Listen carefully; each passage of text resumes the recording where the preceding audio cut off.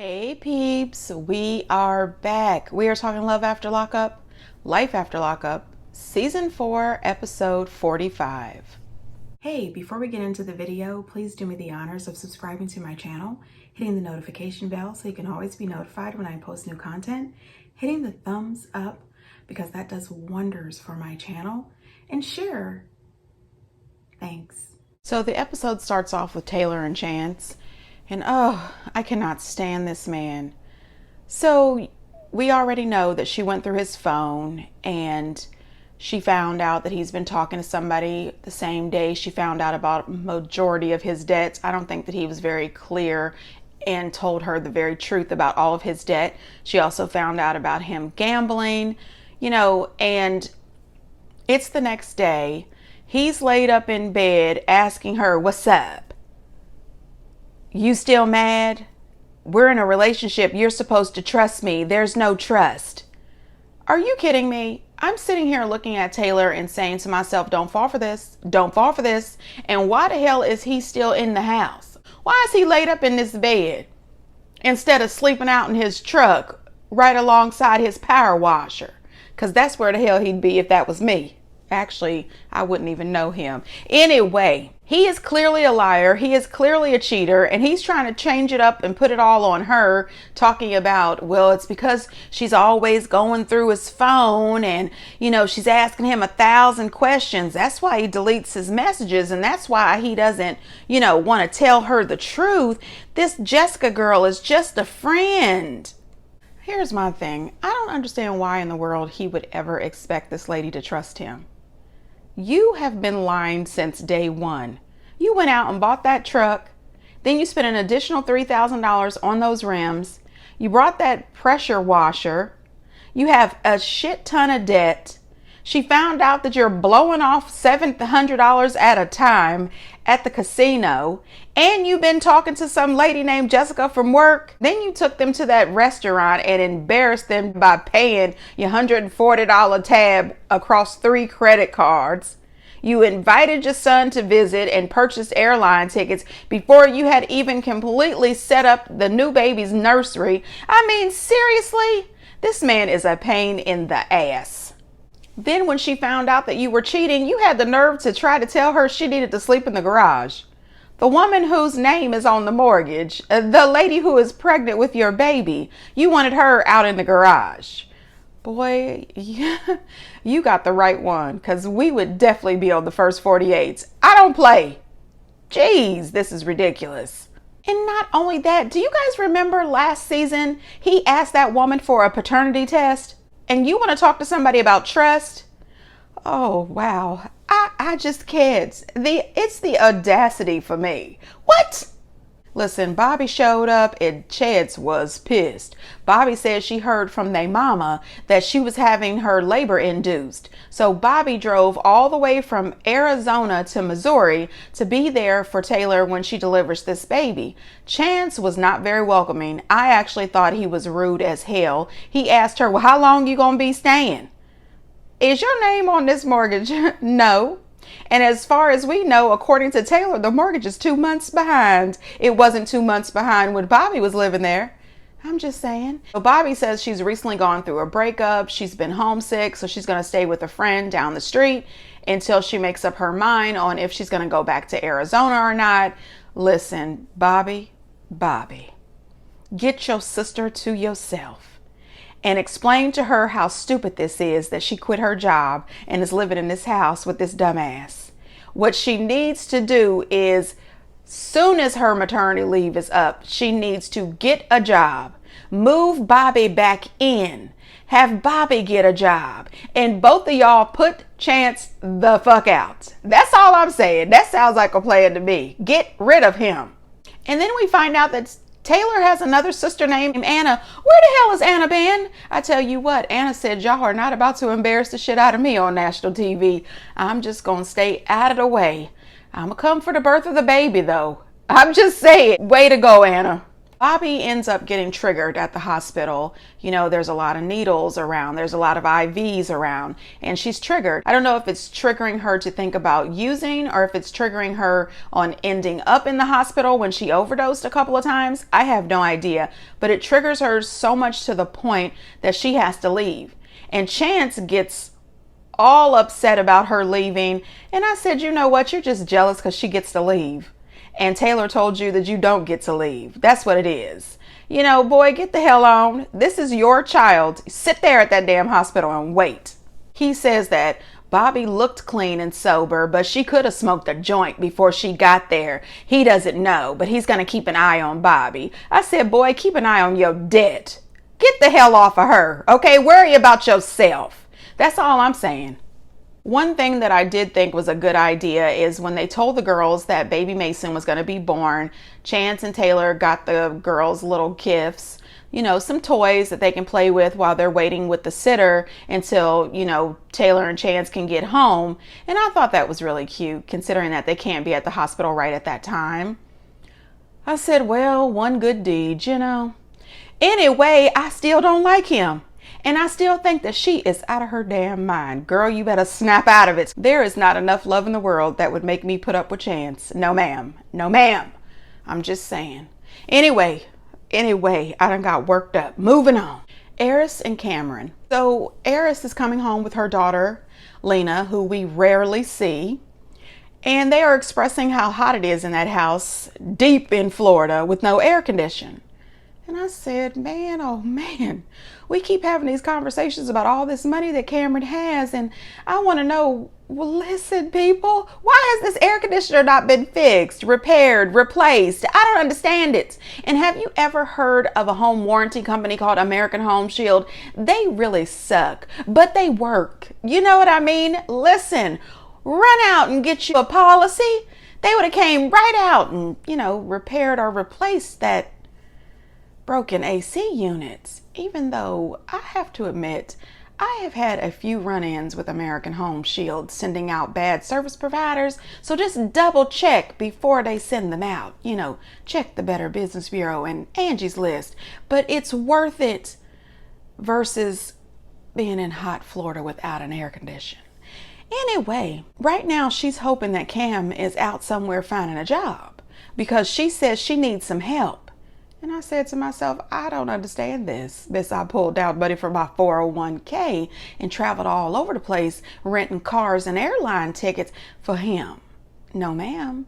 That's money you could have used to get a new air conditioner. I'm just saying, burn the hell up down there. See if I give a shit.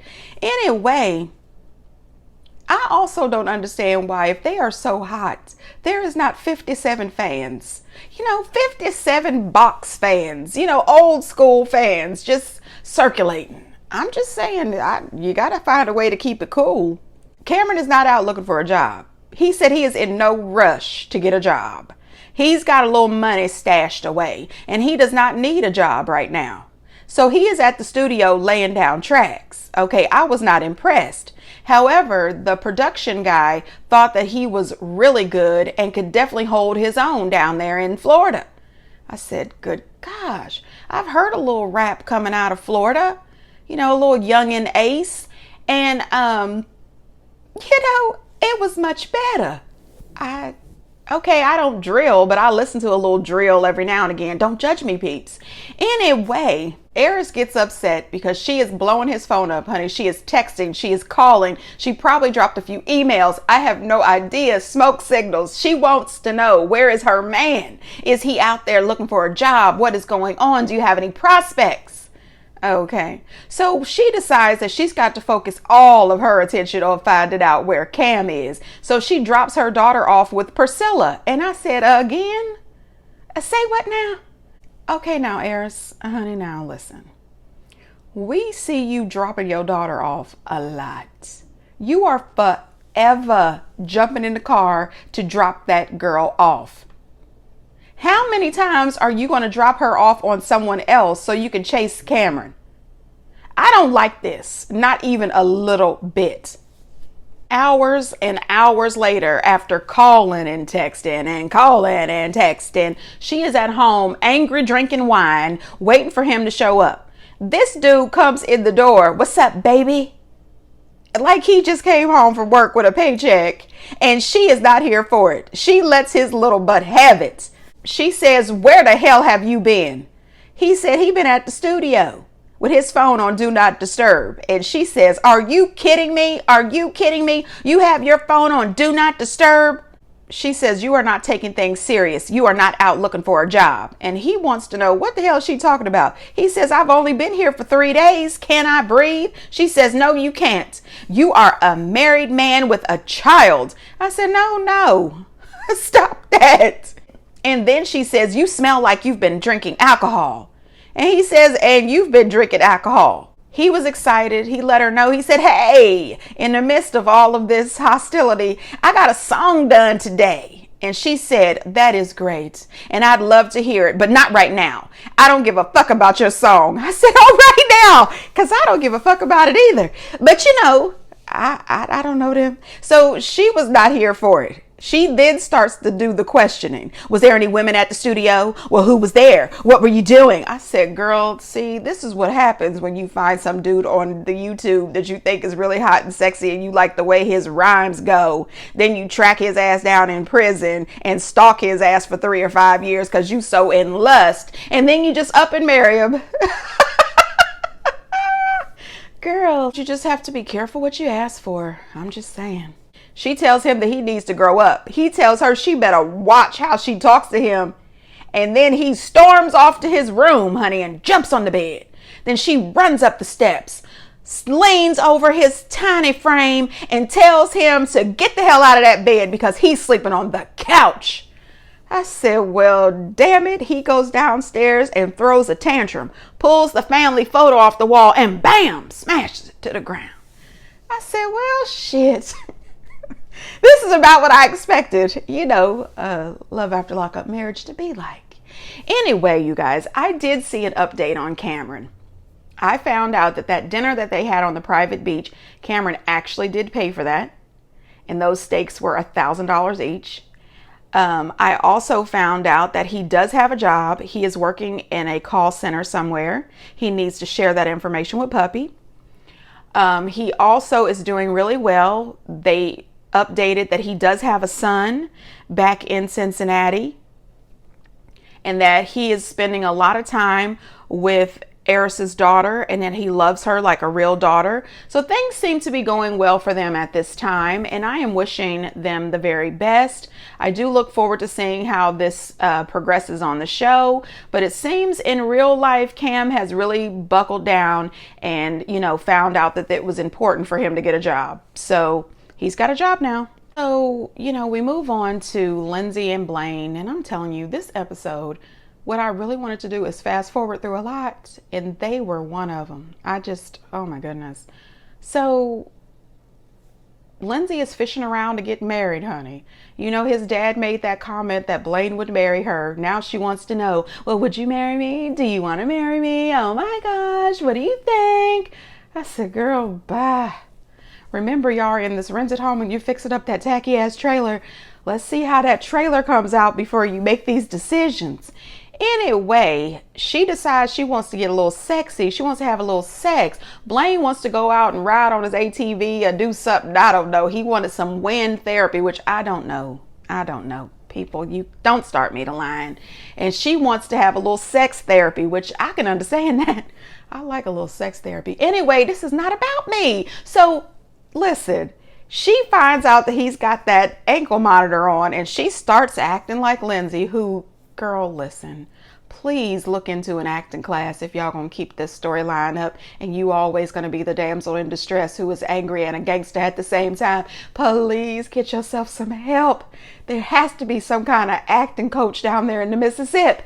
Anyway, what is this? What is this on your ankle? Oh my God, what is this? I said, girl, if you don't shut the hell up, you know exactly what that is. We saw you plugging yours up, trying to get a little sex from Scott up against the wall at his place. Girl, don't act like you don't know.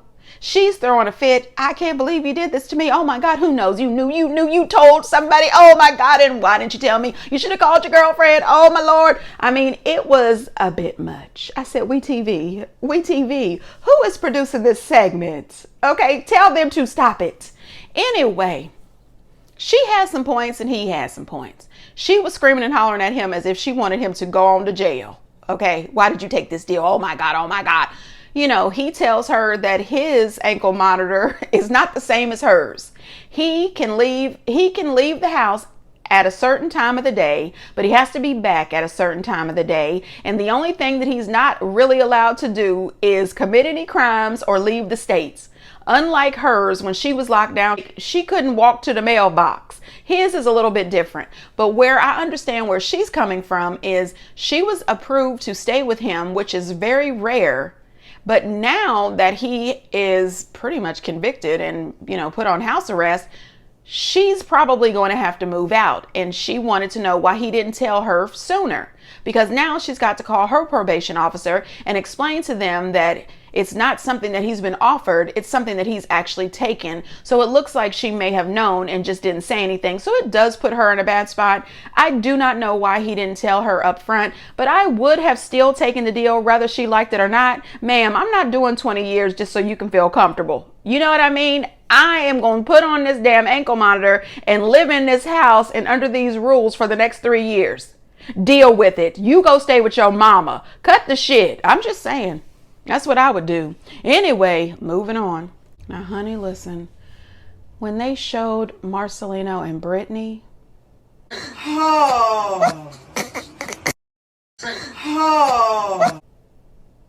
That's exactly what I did. That's exactly what I did. And the whole time my face, why? Why are you doing this to us? Why, WeTV? This is so manufactured. This is such a storyline, and it's a bad one at that. They were never broken up. Brittany and Marcelino stayed together and they moved down there to Florida together. I am happy that Brittany has been out of jail for 5 years, but I don't give a shit. Look, we don't need this. This is ridiculous. So you're just going to take them out of Vegas and move them to Florida to give us more of the same shit. Oh my God, do you love me? You don't love me? Oh my God, you moved here to Florida, but do you really want to be with me? You don't want to be with me? Oh my God, the acting was definitely bad. And I know they got some good acting coaches down there in Florida.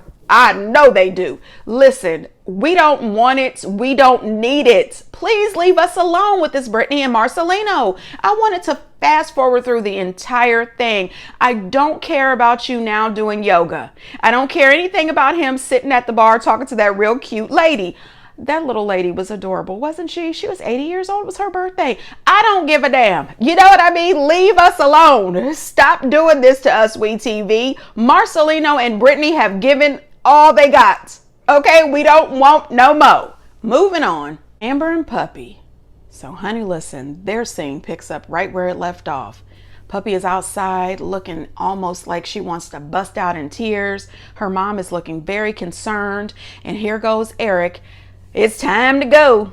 We got about 10 minutes before you turn into a pumpkin. Oh, get the fuck on. Anyway, he's in the front seat. Puppy is driving. He is looking high as hell. This dude looks stoned out of his motherfucking mind. I said, meth gremlin, what is going on? He is about to nod off at any second. I mean, I don't know if this dude is on drugs for real.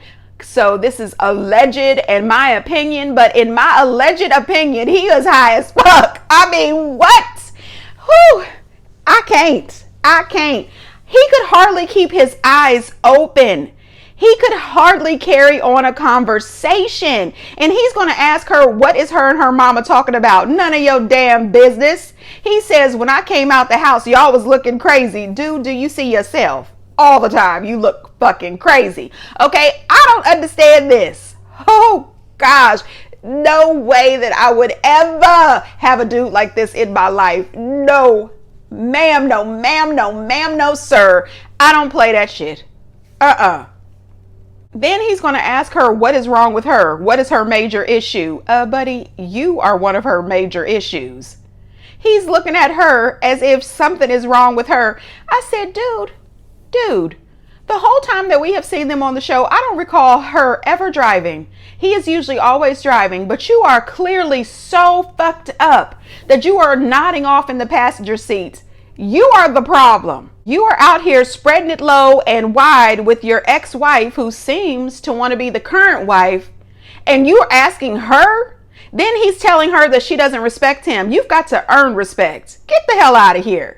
I appreciate Puppy for standing up for herself. She let him know she's not here for the shit. You are not about to do this. He's going to get upset, and he looked like he wanted to hit her, but he realized, he came out of that drunken haze for a minute and realized that he did not want to do that because those cameras are right there. Now listen, I don't know if this man puts his hands on her or not, but I have always got the feeling that this woman is abused by this dude. Allegedly. I don't know if he puts his hands on her, but it certainly seems like he does and would if those cameras was not there.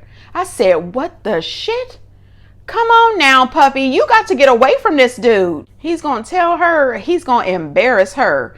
Too late. Shit, we all embarrassed. We embarrassed from our couches down at the house. I mean, seriously, you and her embarrass yourselves. You make yourself look like a fool every time you show up on this damn show. He is getting totally out of control. When she does the old okie doke and pulls off with the car, later we see her at her mom's house. She pulls up, she's borrowed a friend's truck. She's thrown some of her stuff in the truck. She's going to move in with her mom. Now, Puppy, let me give you some advice, honey.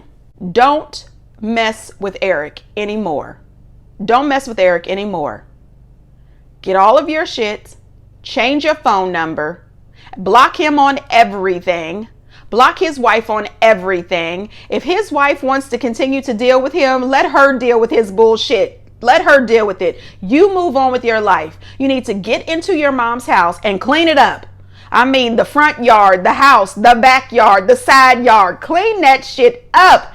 Ask some of your friends to do you a service and come over here and help you clean this shit up.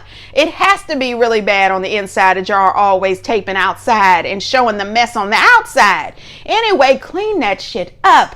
Once you get it cleaned up, start taking care of yourself. Get you some therapy. Get yourself a job. Call Cameron. I know y'all have each other's numbers. He can help you get a job at some kind of call center somewhere. Help your mom with her health. Start thinking about yourself and helping yourself. This is a whole bunch of bullshit. I am tired of seeing you in your puppy dog face every single episode with the same shit. I don't know what I'm gonna do. I'm so confused. Oh my God. You are 37, not 17. 37, not 17. 37 is so close to 40. It's time to grow the fuck up. Buck up. Find yourself. You have been out of jail for quite some time now. Amber has been able to maintain a job, become the manager at her job. Queen has been able to maintain her job, become a manager at her job, and you are still doing this bullshit. You allowed Eric to trap you in that damn house with no money, no job, and no car. You allowed that part to happen. No, ma'am. Get yourself together, honey. That's all I'm saying. This is your chance to break free. Break the fuck free and show the hell out. Show yourself that you can take care of you, that you can walk with your head held high, clean and sober and healthy. Start with your mental health because that is the problem. I'm just saying. Anyway, I hope I wasn't too hard on any of these couples. Sean and Sarah. So this episode starts out just a little odd, but Sean and Sarah, they're odd. Sarah is in the bathroom filling up water balloons because she wants to know what she's going to look like with these new fantastic D's that she's about to get. However, I wish she would have paid a little more attention to her makeup. Her makeup did not match her real skin tone and she looked a little odd. Sometimes she looked a little green and other times I thought she was Casper's best friend. Anyway, it was too much. So she's in the bedroom in the mirror, bouncing around with her water balloons, doing that thing. And Sean comes in and he wants to do that thing, okay? And she doesn't want to. Because she lets us know that she's been hanging out at her mama's house with her daughter and Anthony. I said, oh, okay. She says ever since she's been hanging out with Anthony, she really has not been trying to initiate any sex with Sean. And I said, I can't imagine myself ever wanting to initiate any sex with Sean. But anyway, I get it, girl. Anthony, he might be a deadbeat who needs to, to show and prove, but he's attractive. I'm just saying. So this whole time she's been doing all this lying to Sean, and I thought to myself, you are doing everything that you didn't want him to do to you. You are doing everything that you didn't want him to do to you. You have proven to be a liar. And whether you think it's cheating or not, it really is. You may not be physically doing the deed with Anthony, but you are emotionally cheating with him. Sean wants to know what the hell is going on. She says, well, I just don't want to do it right now because you've caught me off guard. And Sean is not here for the shit. She doesn't know exactly what to say or how to respond because she knows that she is dead ass wrong and she is busted. So she wants to go outside, and it's so bad she's out there smoking. I never even knew she smoked. So she's out on the back patio, chain smoking, honey. Sean says, what is going on? You've been going over to your mom's house an awful lot, and then you've been telling me that I can't go to your mom's house. Why is it that I all of a sudden cannot go to your mom's house? She lets him know that she's been seeing Anthony over at her mom's house, but he's just been, playing with Abby. That is it. Sean loses it. He says, oh, so that's why you changed your hair. That's why you want to get new boobs. I said, yeah, buddy. She trying to change her hair and get new boobs with your money. And then it's going to be Anthony that reaps the benefits of those good boobs. Sean is begging and pleading and wanting to know why she's doing this. He's been trying so hard. He's been doing everything that she said. And he asked her, are you disgusted with me? Do you want him? Are you sleeping with him? What is going on? Sean says, I'm not stupid. Her phone rings, and then she says it's her mom. And he said, oh, is it your mom, or do you have somebody in your phone listed as mom? I said, oh shit, Sean knows all the tricks, but most cheaters do. Sean then tells her, are you going to leave or I'm going to leave, because I'm not staying in this house with you. He says, because clearly you are having the sex with him, because you are definitely not doing it with me. And then your mom's in on this deal as well. I mean, Sean was reading her for filth. Cheaters know cheaters. They really do. And cheaters know the ins and outs of the cheat. I'm speaking as a recovered cheater. Anyway, I'm just saying. I think that Sean should put Sarah out. I don't know why I'm team Sean in this, but I really think that Sean should just put her on out. Sarah is dead ass wrong for this. And she knows that she wants Anthony back. And at any point when Anthony says go and decides to turn it on, that's it. She is going to definitely be with him. I'm with Sean. Sean has moved down here. He has got this apartment. He is the only one working. He is taking care of you and the 2 kids. And Anthony hasn't done shit. You want to be with Anthony? Go on. Sean, go on back home and try to learn how to be a father to your kids. And then, unfortunately, you would have to be a long distance dad to your new baby. Dang, nobody wins here. Anyway, you guys, get down in the comments and let me know what you think. And until next time, bye.